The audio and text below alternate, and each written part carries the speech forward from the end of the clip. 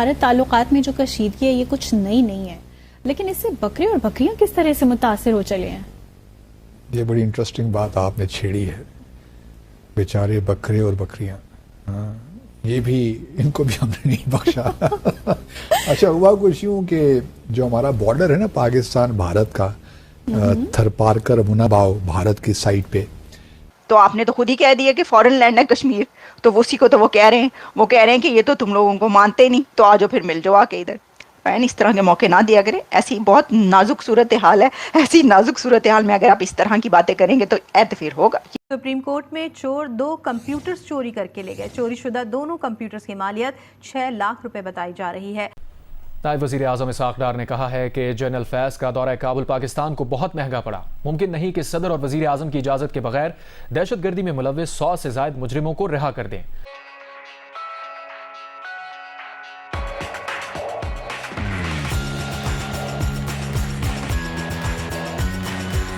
State ہے right, تو یہاں پہ جو بارڈر ایریاز میں لوگ رہتے ہیں پاکستان سائٹ پہ، ادھر بھی بلکہ ہوتے ہوں گے، تو بجائے جو ہیں چرواہے وہ اپنے لے جاتے ہوں گے بکرے مویشی، تو مال مویشی وہاں پہ، تو وہ ہوتے ہوتے یہ ہوا کہ تقریباً 300 کے قریب پاکستانی بکریاں یا بکرے انہوں نے بارڈر کراس کر کے اس طرف چلے گئے. صحیح. اب وہ 300 بکریاں ایک ایشو بن گیا پاکستان اور بھارت کے درمیان. جو وہاں پہ ہے بارڈر سیکیورٹی فورس، وہ کہتی ہے، ہمارے رینجرز کیونکہ وہاں پہ ڈپلائڈ ہیں، تو وہ انہیں کہتی ہے کہ جی آپ یہ بکریاں واپس لے. وہ کہتی ہیں ہم بکریاں واپس نہیں لیتے جی، یہ ہماری نہیں. اب اس پہ ایک بحث چھڑی ہوئی ہے کہ یہ کس طرح ان کا کیا کیا جائے. اب وہ جو بھارت کا بارڈر سیکیورٹی فورس ہے، وہ جو 300 کا ریوڑ ہے، وہ اب وہاں کی جو کسٹمز اتھارٹی ہے ان کو دے گا اور پھر ان کو وہ آکشن کیا جائے گا. تو مطلب یہاں تک معاملات پہنچ گئے ہیں.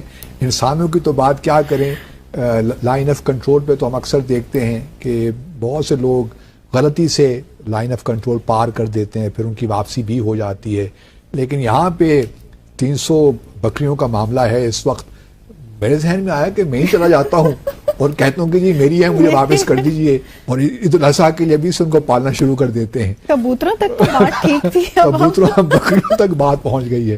بہرحال یہ پاکستان ایک لحاظ سے آپ کہہ سکتی ہیں کہ کتنی ایک الجھن والی سی بات ہے. بدقسمتی بھی ہے دونوں ممالک کے کہ ہم لوگ ابھی تک انہی باتوں میں پھنسے ہوئے ہیں، اور جو اصل ایشوز ہیں ان کو سالو کرنے کی کوشش نہیں کرتے. خاص طور پر جموں اور کشمیر کا جو معاملہ ہے، امیر شاہ بھی دیکھے دورے پہ پہنچے. یا تو یہ ہوتا نا کہ ان کے دورے سے ابھی انتخابات ہو رہے ہیں، 3 فیزز میں یہ انتخابات ہوں گے مقبوضہ جموں اور کشمیر میں، اور پہلا فیز 18 ستمبر کو ہوگا، اس کے بعد 25 ستمبر اور پھر 1 اکتوبر اور پھر 4 اکتوبر کو نتائج آئیں گے. ابھی امیر شاہ گئے ہیں گزشتہ روز جمعے کے دن، اور انہوں نے بی جے پی کا مینیفیسٹو جو ہے منشور وہاں پیش کیا. چلیے باقی باتیں تو ٹھیک ہیں، لیکن ایک بات ہے مجھے خاص طور پہ حیرت بھی کسی حد تک آپ کہہ سکتی ہیں ہوئی، وہ یہ کہ انہوں نے کہا کہ جی یہاں پہ مقبوضہ جموں اور کشمیر میں تقریباً 1000 مندر ایسے ہیں جو کہ بڑی خستہ حالت میں ہیں یا اس وقت فنکشنل بھی نہیں ہیں، تو ان کو ہم نے ٹھیک کرنا ہے، ان کو ان پہ خرچ کرنا ہے، ان کو ریکنسٹرکٹ کرنا ہے. 1000 مندر. صحیح. یہ بات اس تناظر میں بڑی اہم ہے کہ جو بی جے پی کی حکومت ہے بار بار ہمیں یاد دلاتی ہے کہ جو تاریخی اعتبار سے جموں اور کشمیر جو ہے یہ کوئی مسلمانوں کا علاقہ نہیں تھا.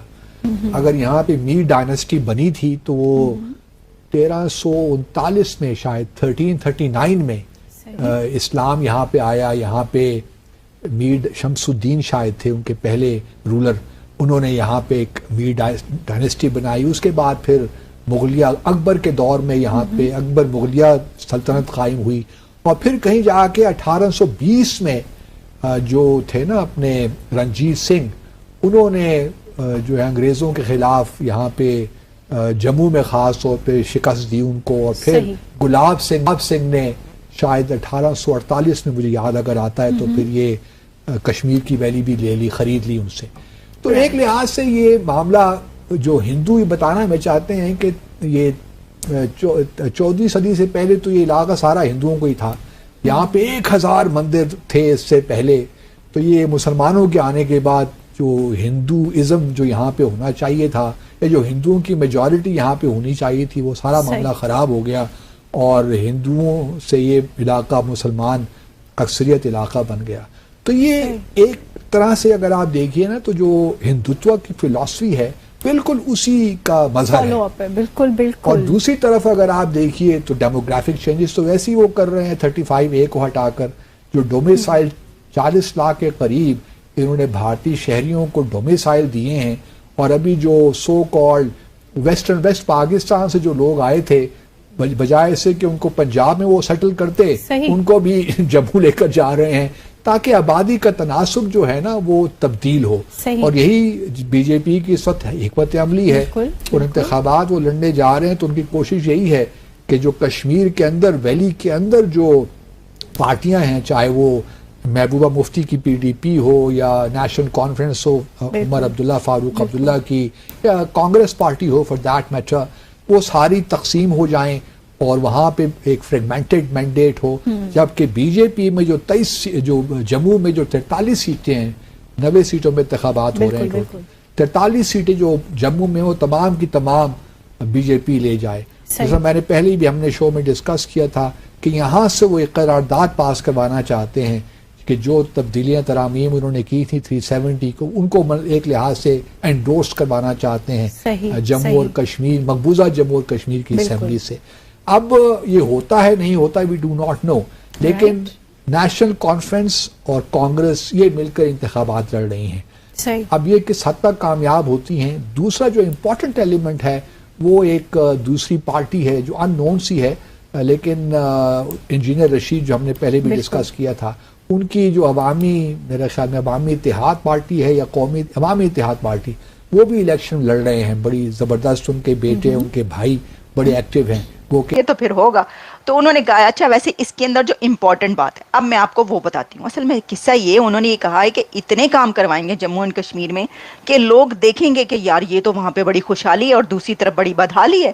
اصل میں بات یہ ہے بھائی دیکھیں نا کتنی وہ انویسٹمنٹ یونائٹیڈ عرب ایمریٹ سے لے کر اور سعودی عربیہ تک سب وہاں پر جو ہیں کتنی انویسٹمنٹ کر رہے ہیں کشمیر کے اندر. کون کون سی جو وہاں پہ پلازے نہیں بن رہے اور شاپنگ مالز اور پتہ نہیں کون کون سے کیا کیا بن رہا ہے وہاں پر. تو اب تو ان کو تو چاہیے نا بھارت کو تو وہاں پر یہ والے کام چاہیے اور وہ یہ کروائے گا. ان کی تو ضرورت ہے یہ. انہوں نے وہ خود کہتے ہیں انہوں نے وہاں پہ اسٹیبلٹی لانی ہے تو وہ کہہ رہے ہیں کہ نوجوانوں کو ہم اتنا کچھ دے دیں گے کہ وہ ضرورت ہی نہیں ان کو کسی اور کی.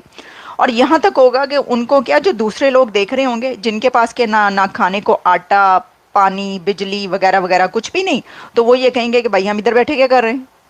اب جیسے کہ ابھی جو احتجاج ہوا تھا وہاں پر کیا اس میں سوال تھا انہوں نے کہا کہ جناب یہ بجلی دیکھ لیں کتنی مہنگی ہے ہم تو اتنا نہیں دیں گے. انہوں نے منوا بھی لیا پتہ نہیں ان کو جو اربوں روپیہ اس کے اوپر کیا گیا تھا وہ دیا یا نہیں دیا لیکن انہوں نے اپنی بات منوائی. انہوں نے کہا پورا پاکستان جو مرضی کرے جتنا مرضی بل دے مر جائیں بل دے دے کے جو کہ مرے جا رہے ہیں لیکن ہم نہیں دیں گے. بات ان کی ماننی پڑی نا آپ کو. اسی طریقے سے وہ باتیں منوائیں گے. اب وہ آپ کو یہ کہیں گے کہ دیکھیں ادھر یہ ہے سرحد کے پار جموں اور کشمیر میں یہ رائٹ سے ان کو یہ مل رہا ہے ہمیں بھی یہی چاہیے ورنہ ٹھیک ہے انجے تو پھر انجی سے. یہ ہے اصل بات. تو آپ کو یہ چاہیے حکومت کو یعنی بات یہ ہے کہ آپ بھی ذرا تھوڑا سا لوگوں کو عوام کو ریلیف دیں اور وہاں کے عوام کو بھی جو ہے اتنے آپ حقوق اور اتنے وہ دیں. یہ جو پروٹیسٹرز کے اوپر یہ جو ہے نا یہ کرنا بند کر دیں. یہ اچھی بات نہیں ہے. یہ جو کپ آف ٹی بہت ایکسپینسو پڑا ہے آپ کو کاسٹ میں بہت پڑا ہے. اسی طریقے سے بہت سارے ایسے کام ہوتے ہیں جو بڑے مہنگے پڑتے ہیں جو آپ کو بعد میں پتہ چلتے ہیں.